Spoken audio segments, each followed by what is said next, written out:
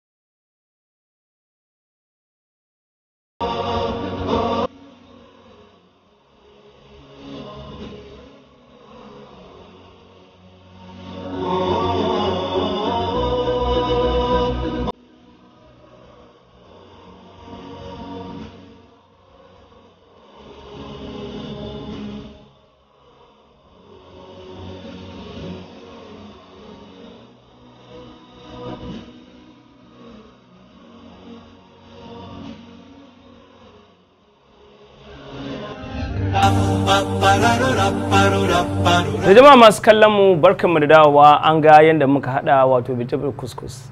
Kullum dai muna bada shawara mace ko duk wani mai harkar abinci ana fara cin sa ne tun daga ido, ma'ana yanda kika yi ganishin din abincin ki, ma'ana yanda kika mai kwalliya kika mai ado. Saboda haka ba iya kwalliyar fuska ba, abinci ma yana buƙatar kwalliya, saboda kwalliya tana daga cikin abin da take janyo hankalin mutum ya ci abinci. Abincin ƙanshinsa zai fito, sannan kuma kwalliyarsa za ta fito. Kamar da aka gani mun yi amfani da wato ainihin din wajen decoration din wannan abincin. Mun yi amfani da din ba don kuma saboda yana da ƙanshi, sannan lokacin da kika ɗebi kuskus ɗinki kika sa a cikin plate, lokacin da kika ɗora wannan din ɗin nan ƙanshin zai dinga fitowa. Saboda haka zaki ji ƙanshin din, ƙanshin kuma vegetables da muka zuba a cikin wannan wato vegetable couscous. Yanzu dai abin da muke bukata shine a ɗayan ɗanɗana a ci. Saboda haka kamar da a gani,